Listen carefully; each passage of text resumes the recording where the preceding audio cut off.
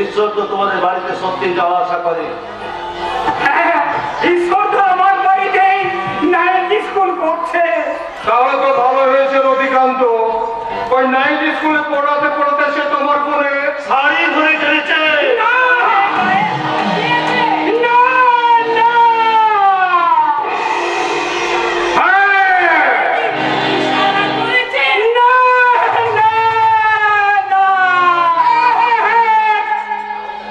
যা হোক একটা কিছু করেছে, সাক্ষী দেওয়ার সময় তোমাকে ওই কথাটাই বলতে হবে।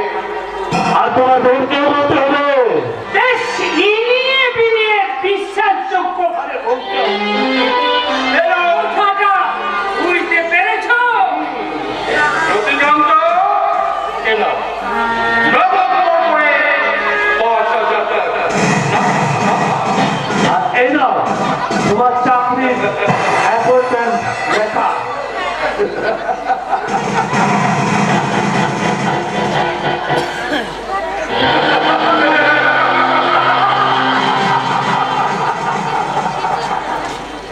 একসঙ্গে নগদ ৫,০০০ টাকা আমার হাতে হাতে চাকরির কাগজ। হ্যাঁ, আমি কৃষক থেকে শ্রমিক হয়ে যাব। শ্রমিক। আমি কথা দিচ্ছি। আমি সাক্ষী দেব। আমি সাক্ষী দেব। আমি কথা দিলাম। আমি আজ মাটি থেকে লোহা হয়ে গেলাম।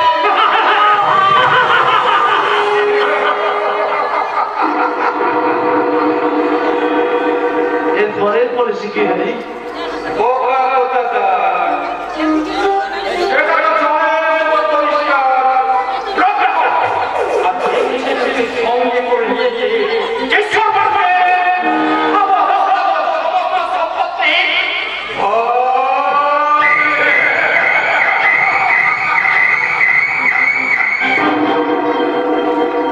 না, শুধু সম্পত্তি ভাগ করবো না, সেই সঙ্গে ঈশ্বর মানুষের জীবন থেকে সবটুকু হাসি আমি কেড়ে নেই।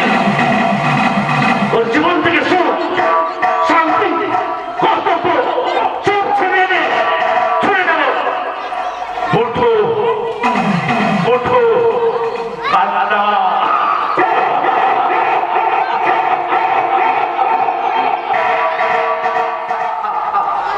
ঈশ্বরকে জব্দ করতে চায় ওই শ্যাম সুন্দর মুখার্জি। বাথরুমের খোলা আমার স্নেহের খাঁচা ভেঙে আমার ভাইকে কেড়ে নিয়ে গেলেন কি আমি ভিখারি হয়ে যাব? এই কাশি পড়ার ঘরে ঘরে ভাঙন ধরালেন কি ওরা ওরা আমার সদিচ্ছাকে থামিয়ে দিতে পারবে? প্রত্যাশার পক্ষমালা সব অঙ্কগুলো ঘুরে ঘরে যাচ্ছে। আশার যোগ হতাশার বিয়োগের রূপান্তরিত হলো। কল্পনার গুণ করতে গিয়ে বঞ্চনার ভাগ করে ফেলেছি। না না, আর আমি ভাবতে পারছি না। আমার মা গ্রামের মানুষের কাছে বলছে আমি শহরে থাকলেই ভালো করতাম, আমি চাকরি করলেই ভালো করতাম, আমি আর একটা রত্নাকর হলেই ভালো করতাম। সেদিনের সেই মায়ের সঙ্গে আজকের মায়ের জন্য অনেক তফাৎ। সমাজের দূরদর্শনে আজ মায়ের ছবিটা যেন কেমন অস্পষ্ট হয়ে দেখা দিচ্ছে। না না, আমি আর ভাবতে পারছি না, আমি আর ভাবতে পারছি না। ভাবতে হবে না, নিশ্চয়ই আপনার কথা বলে দুর্বলকে করলে আমরাও যে দুর্বলকে করবো বাবু।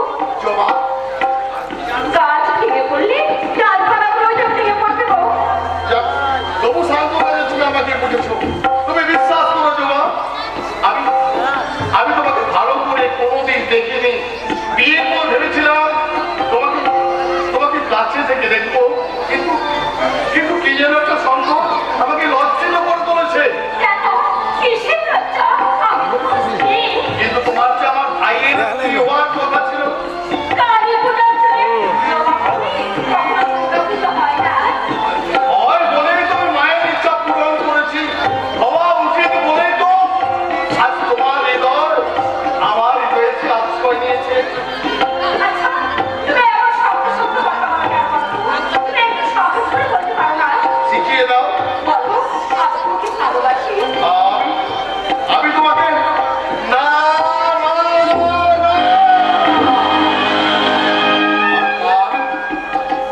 তোমার মুখে রত্নাকরের হাসি দেখতে পাচ্ছি, আমি যে তোমার মুখে রত্নাকরের হাসি দেখতে পাচ্ছি। পাচ্ছি না সব চেষ্টা করেও আমি বিজয় বাবুর দেখা পাচ্ছি না। আজ রাতে ও আমাকে কথা দিয়েছিল ওই বাউরি পাড়ার ডঙ্কা ছুঁড়ে সোহাগের কাছে নিয়ে যাবে, কিন্তু কিন্তু just এটা God! প্রদেশ, তুই মন খেয়েছিস। Something! আরে তোমাদের এই অটপড়া হয়ে অনেক মাত্রার পাওয়া যায় না, তাই চড়াই খেয়ে দুধের স্বাদ আমি গলে মেটিয়েছি। মদ খেয়ে এ বাড়িতে আসতে তোমার লজ্জা করলো না? লজ্জা? আরে মন খাওয়ার কোনো ব্যাপারই নয়, আমাদের সোসাইটিতে বাপ বেটা একসাথে বসে মদ খায়। কিন্তু এটা তোদের সোসাইটি নয় প্রদেশ। আমার বাড়িতে থাকতে হলে তোকে আমার মান মর্যাদার কথা ভাবতে হবে। একটু মাল খেয়েছি বলে এই সমস্ত মর্যাদা হানি হয়ে গেল। আরে এরপর যদি আমি বাউরি পাড়া রাস্তা নাই, কি করবে তুমি? আমার বাড়িতে প্রবেশ করার অধিকার তুই জীবনের মতো হারাবি। থাক, থাক, এ বাড়ি গল্প আর করো না। আমি কোনো ভিখারি ঘরের ছেলে নই। আরে কাউকে আমার যে বাড়ি খাওয়া আছে আর তার যে কর্পোরেশনের ট্যাক্স দিই তা দিয়ে এরকম 2-4খানা বাড়ি তৈরি হবে। তুই আমাকে টাকার অহংকার দেখাচ্ছিস প্রদেশ। আরে দেখাবোই তো, তুমিও তার কম অহংকার করেছো। তবে মনে রেখো ঈশ্বর মাস্টার, তোমার এই মেকি অহংকারে আজ আর কোনো কাজে লাগবে না। কারণ এ গ্রামের সবাই জেনে গেছে রোল গোল্ডের গহনা একটু বেশি ছক ছক করে। ভাইকে শিখণ্ডি দাঁড় করিয়ে সাধ্যের ভীষণ গোড়া স্বপ্ন তোমার ভেঙে গেছে বলে। কি বললে? তুই এক্ষুনি আমার বাড়ি থেকে বেরিয়ে যা, নাহলে তোকে গলা ধাক্কা দিয়ে আমি বাড়ি থেকে বার করে দেবো। থাক, থাক, তোমাকে আর আমারও বাড়াবাড়ি করতে হবে না। আমি নিজেই তোমার বাড়ি ছেড়ে চলে যাচ্ছি। তবে যাবার আগে একটা কথা বলে যাই ঈশ্বর মাস্টার, তোমার বাড়ির দরজা আমার সামনে বন্ধ হয়ে গেলেও এই গ্রামের অনেক দরজা আমার সামনে খোলা আছে।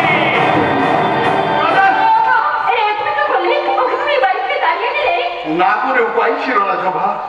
ওর সীমাহীন শৃঙ্খলতা আমার কাছে লজ্জা, ওর হাই সোসাইটির ব্যভিচার আমার কাছে কলঙ্ক।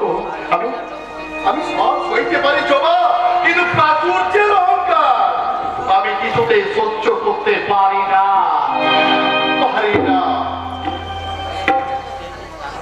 না দিলে না, দোকানদার আজ আর ঘরে মাল দিলে না। কেন কেন কেন কাকিমা বলতে পারছো?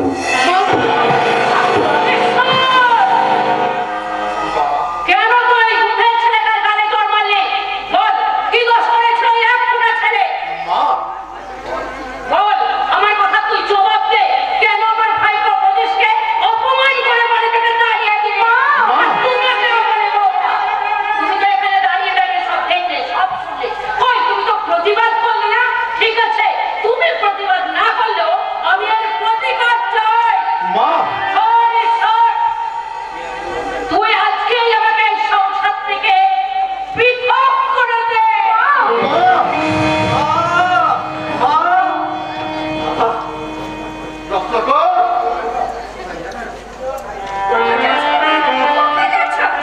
যারা মা দাদাকে কাঁদায় তাদের কাছে ছুটে যেতে তোমার লজ্জা করছে না? তুমি ঠিক বলেছো রে ভীম, তুমি ঠিক বলেছো।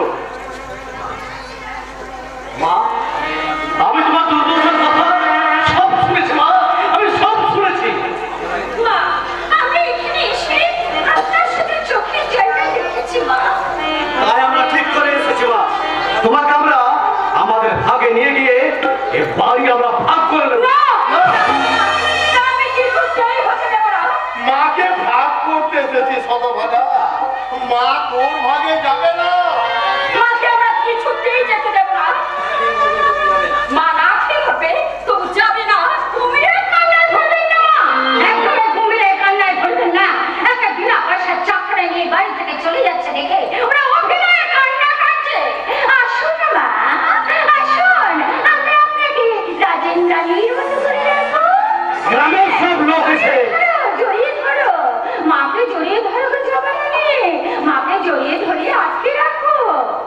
সব লোক এসে মাকে জড়িয়ে ধরলেও মাকে আমরা আজকে আমাদের ভাগে নিয়ে গিয়ে এ বাড়ি আমরা ভাগ করে নেবই।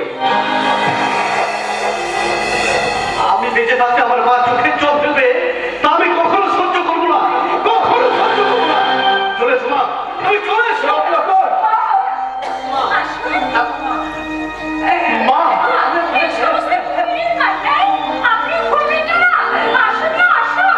আমরা আপনাকে রানীর মতো করে রাখবো। এসো মা, এসো। মিথ্যে মায়ের মুখ করে তুমি তাড়াতাড়ি চলে এসো মা। তুমি শুনে যাও মা।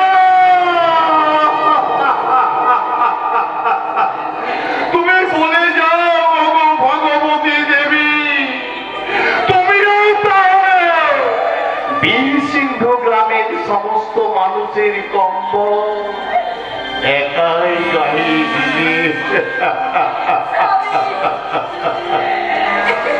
আজ সত্যি করে চলে গেল জমা। মাকে ছেড়ে আমি আমি কেমন করে বাড়িতে থাকবো? বিগ্রহহীন মন্দির আছে, আমি যে থাকতে পারবো না কিছুতেই না। না না না না, আমি কাঁদবো না। কেন কাঁদবো? কিসের দুঃখে কাঁদবো? আমার আমার মা চলে গেছে বলে, আমার ভাই চলে গেছে বলে সবাই গেলেও আমার বিশ্বাসে ধ্রুব তো আছে। এই ধ্রুবকে মুখে আঁকড়ে ধরে আমি আমার প্রেরণার স্বপ্ন দেখবো।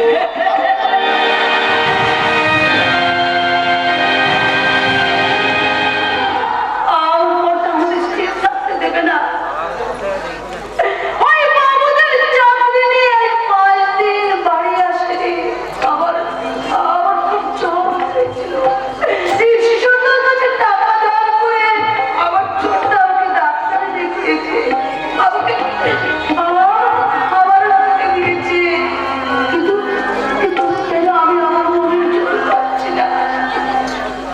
কারণ ওই বরমদার কাছে শুনলাম আমার দাদা বাড়িতে এসে এই সংসারটাকে ভাগ করে নেবে। হয়ে যাবে মানে ঠিক ভুলে গেছে। রবিকান্তদা 5,000 টাকা নিয়ে গঞ্জে গেছে নতুন জামা কাপড় কিনতে। দাদা সত্যি গঞ্জে গেছে? হ্যাঁ দাদা, আমি আজও সত্যি কথা বলি।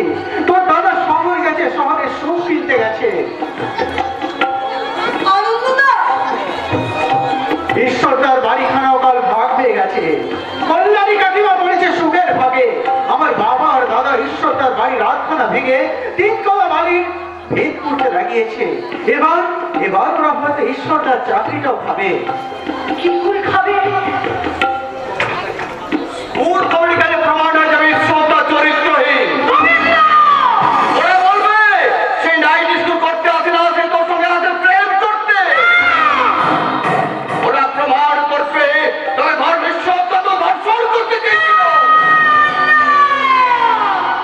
ওরা প্রমাণ করবে তোর শাড়ির আঁচল ধরতে চেয়েছিল, তখন তুই চিৎকার করে উঠেছিলি।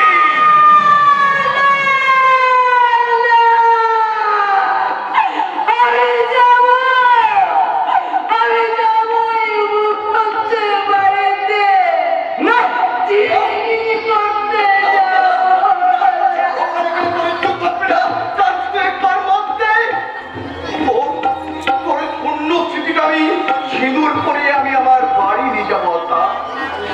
তাহলে আজই মুখার্জি বাড়িতে গিয়ে সংবাদটা পরিবেশন করে বলি, ওগো তোমাদের বাড়ির ভাগ বসাচ্ছে। না না শুনবো না, আমার ইচ্ছার কথা শুনিয়ে দেবেন না। আজ তাকে আমি সত্যিকারের ভালোবাসি বলেই ওকে আমি বাঁচাতে ছুটে এসেছি। আর আপনি যদি আমার ইচ্ছার কথা শুনিয়ে দেন তাহলে আমার বাচ্চা যাবে ওই জেনেলের জলে।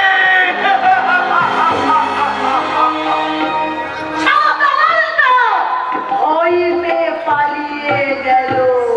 কিন্তু তোরা যেন ভাই যা, কথা দিচ্ছি আমি তোদের সঙ্গে থাকবো। কেমন করে রক্ষা করবে গো আনন্দদা? হিরণ্যকশিপুরী ছেলে প্রহ্লাদের গল্প শুনেছিস?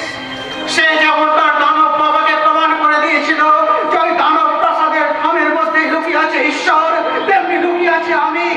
আমার হিরণ্যকশিপু ফাদারের মুখার্জি ভিতর সিন্ধুকে একদিন নিজের মাথা দিয়ে সিন্ধুকের ঢাকা খুলে চিৎকার করে বলবো, প্রিয়ারে আমার গেছিস তোরা, ভেঙেছিস ঘর বাড়ি, সেগুলোকে আমি জীবনে মরণে কখনো ভুলিতে পারি। আদিম হিংস্র মানবিকতার আমি যদি কেউ হই, সাগর হারানো শ্মশানে তোদের চিন্তা আমি তুলবই। অন্ত সাহেব শুনেছে আকাশ মাটি ভিজে গেছে খাবে, জীবনের সব রাত্রিকে ওরা কিনেছে অল্প দামে। রতনপুরে শুধু গ্রামবাসীগণ, তোমরা শিক্ষা বাঁচাও, তোমরা কৃষি বিপ্লব করো, তোমরা কেউ করো আমার মতো কাঁদতে কাঁদতে মায়ের ভাগ ছেড়ে দিও না, মায়ের ভাগ ছেড়ে দিও না, মায়ের ভাগ ছেড়ে ঈশ্বরটা মনে পাগল হয়ে যাবে। ওই দেখো পথে পথে কেমন ছুটে বেড়াচ্ছে, তোমরা যাও ঈশ্বর দেখে বলো। আমি যাচ্ছি।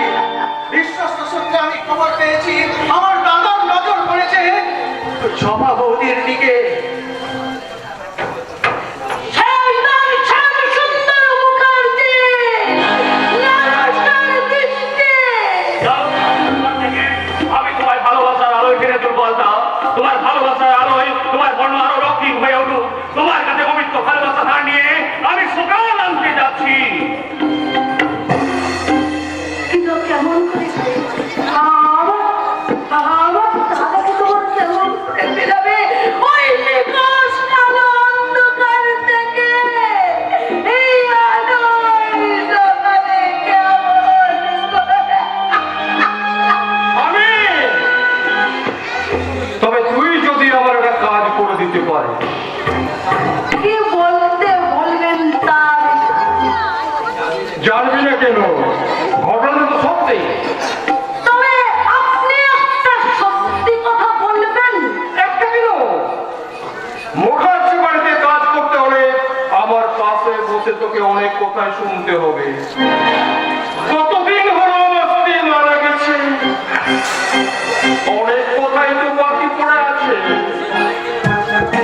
সেই অনেক দিনের বাকি কথাগুলো যদি নিজের মেয়েকে বলতেন খুব ভালো করতেন।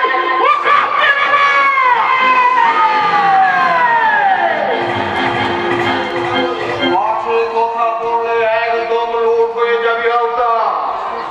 মনে রাখিস, এই ভুবন মুখার্জি করোনা ভাইরাসের চেয়ে অনেক বেশি ভয়ঙ্কর। তাই বলছি শোন, তুই সাক্ষী না দিলেও তোর দাদার সাক্ষীতে ঈশ্বর মাতালপুরের চাকরি চলে যাবে। আর ওর চাকরি চলে গেলে তার যারা নক্ষত্রকে এই রতনপুর ছেড়ে চলে যেতে হবে।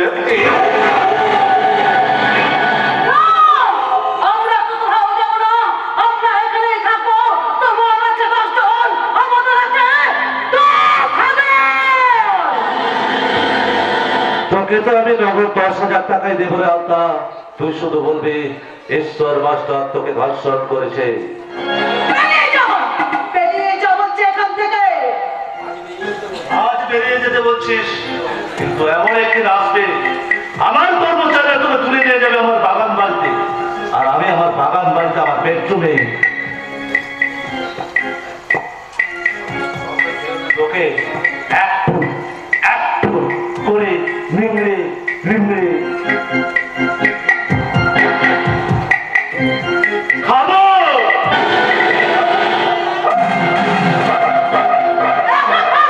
শ্যামসুন্দর মুখার্জি, তুই একা খাস না, একটু তোর বাপের জন্য করুণা করে রাখে।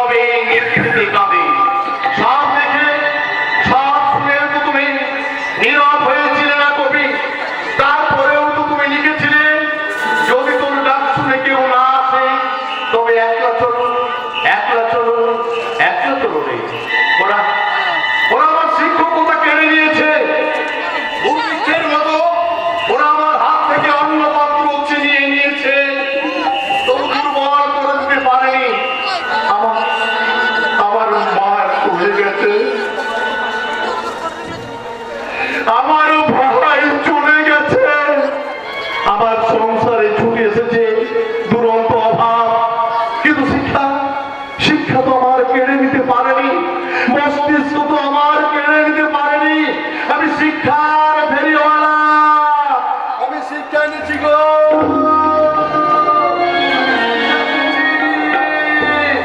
তোমরা তোমরা কি কেউ শিক্ষা নেবে? টাকা লাগবে না, পয়সা লাগবে না, শুধু সময় লাগবে। ওই অন্ধকারে আলোর শিক্ষা পৌঁছে দিয়ে রত্নাকর।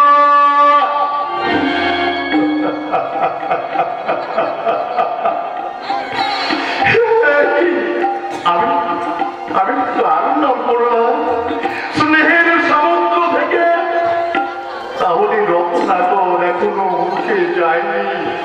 ধ্রুব অসুস্থ, জবা জবা অভাবের তাড়নায় কাত, অথচ আমার মুখে এখনো রত্নাকরের নাম।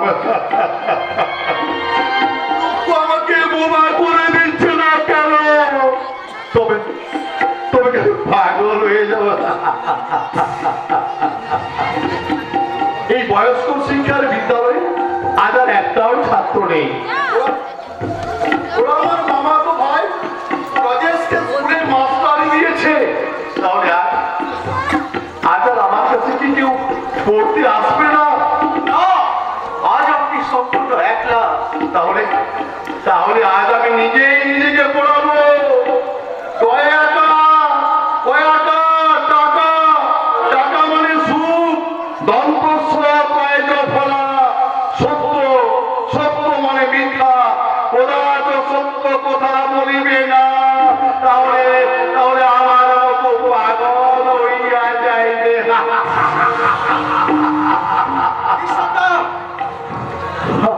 ঈশ্বরদা, তুমি তুমি পড়বে না?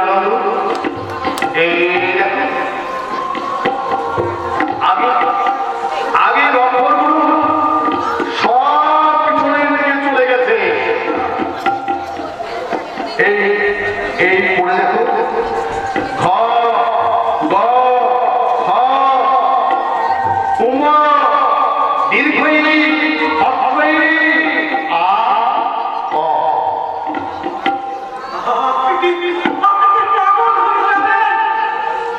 আপনার বাড়িতে গিয়ে সভাপতির কাছে গিয়ে শুনলাম আপনার মাস্টারের কাছে চলে গেছে, শুনে আপনি এসেছেন। ওরা যে সবাই ভীষণ কাঁদছিল, আনন্দ, তাই তো হাসছিলাম।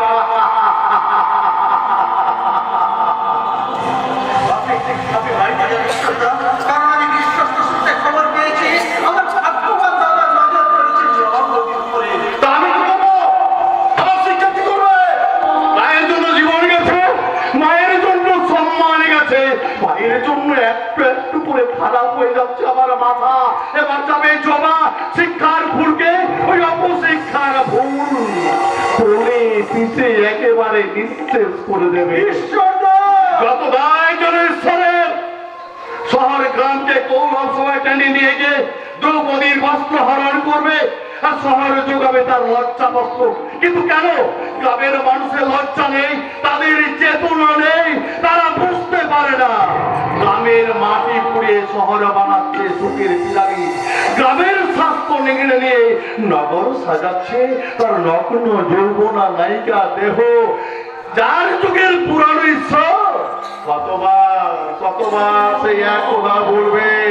আপনি না পৈতৃক পাপ বিমোচন করতে আর কোন ঈশ্বর ছুটে আসবে না, কারণ শয়তানদের শয়তানি চোখে পড়ে শিক্ষা, সংস্কৃতি, মানবতা, মূল্যবোধ, বিশ্বাস, ভালোবাসার মিছিল সামনের দিকে এগিয়ে আসছে না, সব পিছিয়ে যাচ্ছে, সব বদলে যাচ্ছে। তুমি পড়ে দেখো, তুমি পড়ে দেখো, পড়ে দেখো না তোমার এই ঘ গ খ গ দীর্ঘই হ্রস্বই আ অ।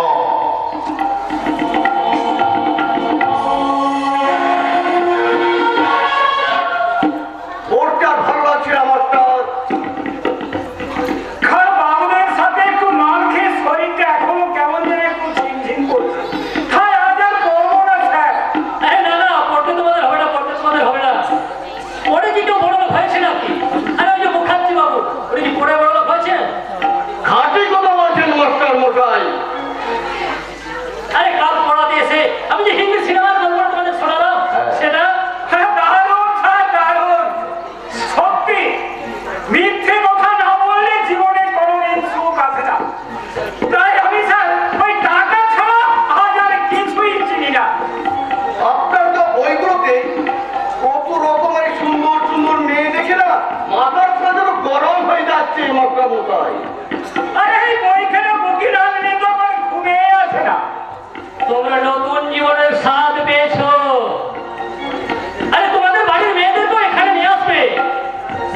পুরুষ একসাথে না জমলে না এই মডার্ন কালচার আর মানায় না।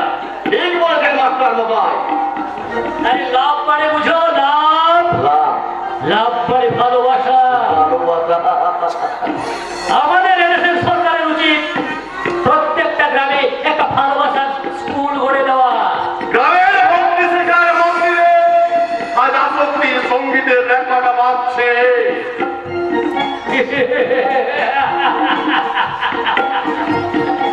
ঈশ্বরদা, তুমি তোমার ভুল শিক্ষার বেড়া যাবে আর এই গ্রামটাকে ঘিরে রাখতে পারবে না।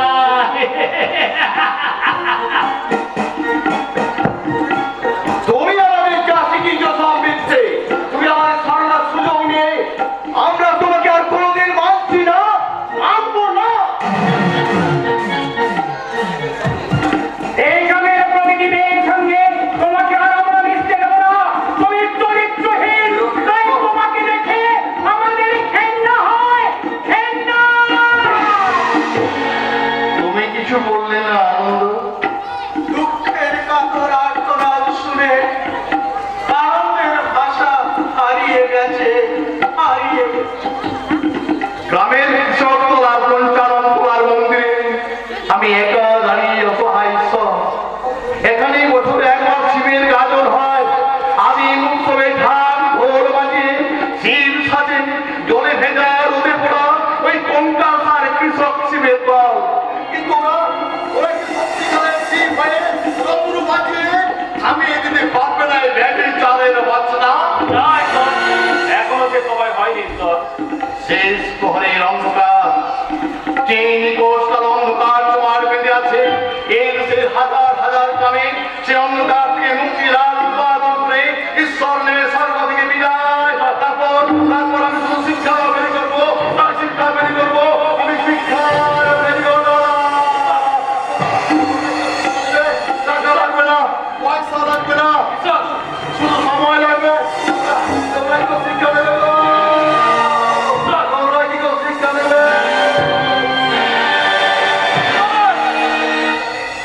দাদা, ঈশ্বরকে আর আমরা কেউ সুস্থ করে তুলতে পারবো না। ঈশ্বর এবার আমার চোখের সামনে আস্তে আস্তে পাগল হয়ে যাবে। কিন্তু কিন্তু দাদা, ওই ঈশ্বরের মঙ্গল কামনার জন্য আমি ওই উপরের ঈশ্বরকে আর ডাকতে পারবো না, কিছুতেই না, কিছুতেই না।